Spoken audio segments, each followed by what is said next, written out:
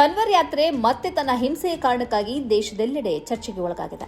ಉತ್ತರ ಪ್ರದೇಶದ ರಾಜಧಾನಿ ಲಕ್ನೋದಲ್ಲಿ ವಿದ್ಯಾರ್ಥಿಗಳನ್ನು ಕರೆದೊಯ್ಯುತ್ತಿದ್ದ ಶಾಲಾ ವ್ಯಾನ್ ಮೇಲೆ ಕನ್ವರ್ ಯಾತ್ರಾರ್ಥಿಗಳು ದಾಳಿ ನಡೆಸಿದ್ದಾರೆ. ಲಕ್ನೋದ ಚೌಕ ಪ್ರದೇಶದಲ್ಲಿ ಈ ಘಟನೆ ನಡೆದಿದೆ.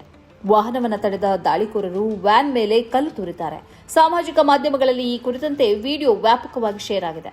ಎಲ್ಲಿಯವರೆಗೆ ಅಂದರೆ ಶಾಲಾ ವ್ಯಾನ್ನಲ್ಲಿದ್ದ ಮಕ್ಕಳ ಪೋಷಕರು ಈ ಕನ್ವರ್ಗಳ ವಿರುದ್ಧ ತೀವ್ರ ಆಕ್ರೋಶ ವ್ಯಕ್ತಪಡಿಸಿದ್ದಾರೆ. ನಾವು ಕೂಡ ಹಿಂದೂಗಳೇ, ಆದರೆ ನಾವು ಇತರರನ್ನ ಹಿಂಸಿಸುವುದಿಲ್ಲ ಎಂದು ಪ್ರತಿಭಟನಾಕಾರರು ಆಕ್ರೋಶದಿಂದ ನುಡಿದಿದ್ದಾರೆ.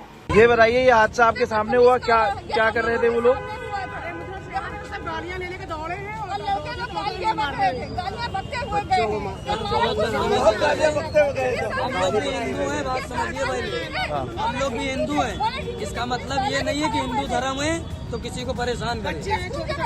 मतलब जबरन ये सारी चीजें करी गई है रोक के। आपका क्या नाम है? जरीन। आपका क्या नाम है? मोहित कश्यप। ಉತ್ತರ ಪ್ರದೇಶದ ಮುಜಾಫರ್ ನಗರದಲ್ಲಿ ಪಿಕಪ್ ವ್ಯಾನ್ ಅನ್ನು ಧ್ವಂಸಗೊಳಿಸಲಾಗಿದೆ. ಜುಲೈ 15ರಂದು ಈ ಘಟನೆ ನಡೆದಿದೆ. ಪುರ್ಕಾಶಿ ಖಾದರ್ ಚೌಕ್ ಬಳಿ ದೆಹಲಿ ಹರಿದ್ವಾರ ರಾಷ್ಟ್ರೀಯ ಹೆದ್ದಾರಿಯಲ್ಲಿ ಕನ್ವರ್ಗಳು ಪಿಕಪ್ ವ್ಯಾನ್ ಧ್ವಂಸಗೊಳಿಸಿದ್ದಾರೆ. ಈ ವಾಹನವು ಕನ್ವರ್ಗಳಿಗೆ ಡಿಕ್ಕಿ ಹೊಡೆದಿದೆ ಎಂದು ಆರೋಪಿಸಿ ಈ ಧ್ವಂಸ ಕಾರ್ಯ ನಡೆದಿದೆ. ಮುಜಾಫರ್ ನಗರ ಎಸ್ಪಿ ಅಮೃತ್ ಜೈನ್ ಅವರು ಈ ಬಗ್ಗೆ ತನಿಖೆ ನಡೆಸುವುದಾಗಿಯೂ ಅಪರಾಧಿಗಳ ವಿರುದ್ಧ ಕ್ರಮ ಕೈಗೊಳ್ಳುವುದಾಗಿಯೂ ಹೇಳಿದ್ದಾರೆ. ಜುಲೈ 11ರಂದು ಮುಜಾಫರ್ ನಗರದ ಶಿವಚೌಕ್ನಲ್ಲಿ ಇಬ್ಬರು ಪತ್ರಕರ್ತರನ್ನು ಥಳಿಸಲಾಗಿದೆ. ಚಿತ್ರೀಕರಣ ನಡೆಸುತ್ತಿದ್ದ ವರುಣ್ ಶರ್ಮಾ ಮತ್ತು ಪಂಕಜ್ ಬಲಿಯಾನ್ ಅವರು ಕನ್ವರ್ಗಳ ಕ್ರೂರ ತುಳಿತಕ್ಕೆ ಗುರಿಯಾಗಿದ್ದಾರೆ. ಮಳೆ ಮತ್ತು ವಿದ್ಯುತ್ ತಂತಿಗಳ ಕಾರಣದಿಂದಾಗಿ ಡಬಲ್ ಡೆಕ್ಕರ್ ವಾಹನವನ್ನು ಹತ್ತದಂತೆ ಪೊಲೀಸರು ಈ ಕನ್ವರ್ಗಳನ್ನು ತಡೆದರು. ಆಗ ಅವರು ಸಿಟ್ಟಾದರು. ಅವರ ದಾಳಿಯಲ್ಲಿ ಪತ್ರಕರ್ತ ವರುಣ್ ಶರ್ಮಾ ಅವರ ಬೆರಳು ಮುರಿದಿದೆ. ಉತ್ತರಾಖಂಡದ ಹರಿದ್ವಾರದಲ್ಲಿ ಕಾರನ್ನು ಧ್ವಂಸ ಮಾಡಿ ಪ್ರಯಾಣಿಕರನ್ನ ಈ ಗುಂಪು ಥಳಿಸಿದೆ. ಈ ಕಾರು ಯಾತ್ರಾರ್ಥಿಗಳನ್ನು ಅವಮಾನಿಸಿದೆ ಎಂದು ಆರೋಪಿಸಿ ಈ ಕ್ರೌರ್ಯ ನಡೆದಿದೆ. ಪೊಲೀಸರು ಯಾವ ಕ್ರಮವನ್ನು ಕೈಗೊಳ್ಳದೇ ಇರುವುದು ಕೂಡ ವಿಡಿಯೋದಿಂದ ಬಯಲಾಗಿದೆ.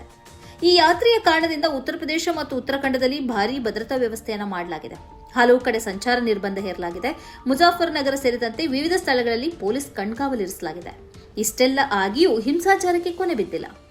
ಕನ್ವರ್ ಯಾತ್ರೆಯ ಹಿನ್ನೆಲೆಯಲ್ಲಿ ಸುರಕ್ಷತೆಯ ದೃಷ್ಟಿಯಿಂದ ವಿವಿಧ ರಾಜ್ಯಗಳಲ್ಲಿ ಶಿಕ್ಷಣ ಸಂಸ್ಥೆಗಳಿಗೆ ರಜೆ ಘೋಷಿಸಲಾಗಿದೆ. ಉತ್ತರ ಪ್ರದೇಶದ ಮೀರತ್, ಮುಜಾಫರ್ ನಗರ, ಸಹರಾನ್ಪುರ, ಶಾಮ್ಲಿ, ಭಾಗಬತ್, ಗಾಜಿಯಾಬಾದ್ ಮತ್ತು ಹಪ್ಪೂರ್ ಜಿಲ್ಲೆಗಳಲ್ಲಿ ಶಾಲೆಗಳನ್ನು ಮುಚ್ಚಲಾಗಿದೆ. ವಾರಣಾಸಿ ಮತ್ತು ಅಯೋಧ್ಯೆಯಲ್ಲಿ ಶ್ರಾವಣ ಮಾಸದ ಸೋಮವಾರದಂದು ಆನ್ಲೈನ್ ತರಗತಿಗಳನ್ನು ಮಾಡಲಾಗಿದೆ.